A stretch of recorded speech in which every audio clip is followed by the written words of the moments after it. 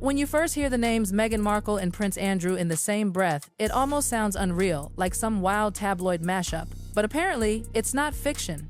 Because royal biographer Andrew Lownie just dropped revelations that no one saw coming. And trust me, the ripple effect could shake the palace walls. This isn't just another gossip column. Lownie's the man who spent years uncovering Prince Andrew's darkest secrets. He's not chasing clicks, he's a royal insider with sources who were there, who saw what really went down. He's received threats before. He's been told to stop digging, but he didn't. And now, what he's discovered links Meghan and Andrew in ways that are, well, let's just say jaw-dropping, doesn't even cover it. It all begins in Toronto, 2013. Meghan Markle was living there, filming Suits, just another actress chasing her big break, or at least, that's what everyone thought. But that September, Prince Andrew paid Toronto a visit. Now, insiders claim Meghan didn't just bump into him by chance, she met him. They supposedly hung out.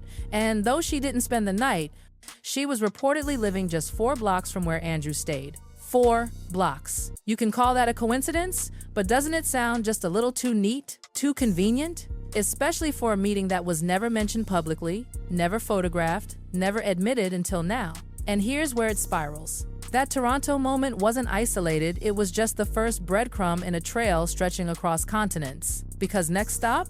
New York City. The York sisters Eugenie and Beatrice were regular fixtures there. Meghan? She was practically a local. And somewhere between the rooftop bars, art events, and Soho House parties, their social circles started to merge. Same friends, same photographers, same glossy smiles. In 2014, Meghan's hairstylist posted a snap with her. That same year, Eugenie posted a photo with the exact same stylist. The overlap wasn't subtle, it was screaming to be noticed. The York sisters and Meghan weren't strangers passing at charity galas, they were part of the same scene. And that's where the name Marcus Anderson enters the story. Marcus Anderson, ever heard of him? He's not just Meghan's bestie. He's the global membership director at Soho House, the private club for the rich, royal, and ruthless. He's the glue connecting everyone who matters in that world. And, conveniently, he's also deeply close to Eugenie, Beatrice, and the York social circle.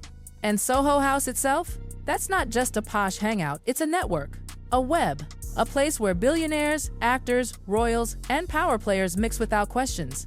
Anderson's boss, Ron Burkle, the billionaire who owns Soho House, has his own shady connections. Epstein's circle, the Clintons, private jets, hidden meetings, the works. You know what's even more eyebrow-raising? Sources claim Burkle flew Meghan around on his private jet while Prince Harry, her future husband, was flying commercial. Let that sit with you for a second. The Hollywood actress gets the private jet, the prince gets economy plus. Something's off, right? And that's exactly what started to unravel at the Jamaica wedding in 2017. It was Tom Inskip's wedding, one of Harry's oldest friends. Huge event, packed with royals, society elites, and a lot of cameras. Meghan was there, flown in on Burkle's private jet again. Harry? He flew commercial from the UK. Now, here's where the plot thickens. After Meghan married Harry, Sarah Ferguson, yes, Fergie gave an interview saying she'd never met Meghan until the royal wedding. Never, not once. But that's a lie. She was in Jamaica too. There are photos from the event showing Fergie and Eugenie smiling for pictures with the bride and groom, and Meghan was there, at the same venue, the same party. So why lie? What was so important about pretending she had never met Meghan before the wedding? Unless there was something else to hide. Unless that meeting in Jamaica was part of something bigger, something they never wanted on record. Because when you start pulling at the threads, everything leads back to the same place, Soho House. That's where Meghan met half of the royal world before she even met Harry. That's where deals are made in the shadows and secrets stay locked behind velvet ropes. Marcus Anderson was her ticket in, the man who opened those doors. He wasn't some random friend, he was the bridge.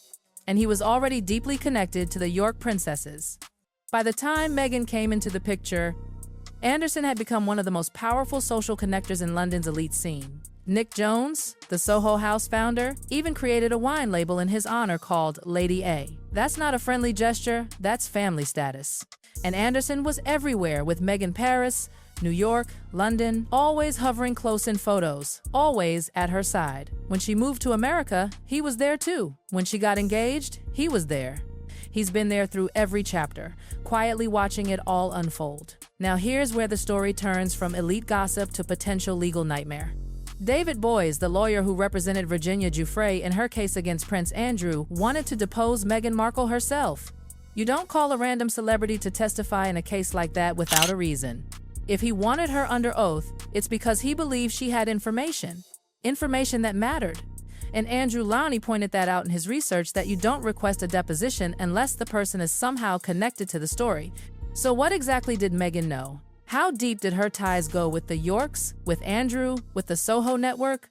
It's the question that keeps echoing through the corridors of power. Because here's the thing, nobody's talking about when David Boies mentioned Meghan's name in the context of Andrew's case. That wasn't a coincidence. That was a legal breadcrumb. Lawyers don't throw names into the fire unless there's smoke behind them. It means somewhere in that tangled web of royal parties, Soho House dinners, and transatlantic private jet flights, Meghan might have seen or heard something that mattered. And then, like a scene straight out of a royal soap opera, Fergie's name came up again. Remember that sweet little story Meghan told Oprah about how Fergie taught her to curtsy before meeting the Queen? Everyone thought it was charming, humble even. But when you listen closely, there's something off. The way she spoke, it wasn't like someone describing a one-off encounter. It was familiar, like they already had history. Like this first-time lesson was actually one of many moments they'd shared before the cameras ever rolled. And according to people who were around back then, they did know each other long before the royal wedding. Fergie allegedly mentored Meghan, told her how the royal system works, how to charm courtiers, how to survive the gossip, basically, how to play the game. And who better to coach her than someone who'd been burned by that same machine? Fergie knew exactly how the palace worked, and exactly how to spin it, but the darker the connections get, the closer we circle back to Epstein's shadow. Leaked emails between Fergie and Ghislaine Maxwell started surfacing, yes, those emails. The ones that show Fergie and Andrew weren't as distant from Epstein's circle as they claimed. Those messages weren't rumors, they're real, reportedly leaked by Ghislaine herself, straight from prison. Her own insurance policy, her get-out-of-jail stash. Think about that. Ghislaine Maxwell sitting behind bars, controlling the narrative with a few clicks of her mouse.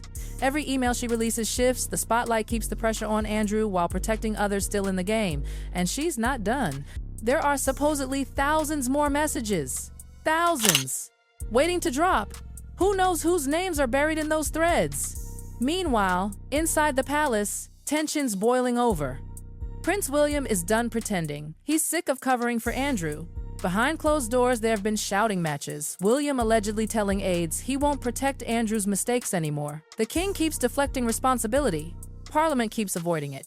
Nobody wants to make the call, but the public's had enough. They're angry, furious even. They want accountability. They want Andrew out of Royal Lodge, stripped of privileges, erased from the picture. But while Andrew's empire crumbles, Lownie's investigation keeps expanding wider, deeper, darker. He's updating his book, adding 60 new pages of revelations. 60! That's not an update, that's a whole new chapter of scandal. And according to him, the next round won't just involve royals. He's hinting at politicians, businessmen, people with serious power, people who will do anything to keep their names out of this. And the sources, they're still coming forward. People who worked in the background, people who saw too much, people who've stayed silent for years but can't anymore, they're finally talking. Because that's the thing about secrets, they never stay buried forever. So let's put the puzzle together. Meghan met Andrew in Toronto back in 2013. She mingled with his daughters, partied with their friends, and crossed paths with their inner circle more than once. She was flown around by Ron Burkle, a billionaire linked to all the wrong names. Her closest friend, Marcus Anderson, is the literal bridge between her world and Andrew's. Fergie lied about not meeting her before the wedding, and a top lawyer wanted to question her under oath in Andrew's case. That's not a few coincidences, that's a network, a pattern. And if we've learned anything from royal history, it's that nothing in those circles happens by accident. Every dinner, every introduction, every coincidental party serves a purpose. So when Meghan suddenly skyrocketed from Hollywood actress to royal insider, you can't help but wonder who opened the door for her, who vouched for her. The deeper you look, the stranger it gets. There's that unspoken rule of Soho House. What happens here, stays here. It's where the powerful whisper secrets over champagne, where alliances are born in candlelight, and where people like Marcus Anderson become gatekeepers to empires. Meghan wasn't just attending parties, she was being placed in the right rooms, meeting the right people, shaking the right hands, And maybe that's why, when she finally met Harry, she already knew how to play the role perfectly.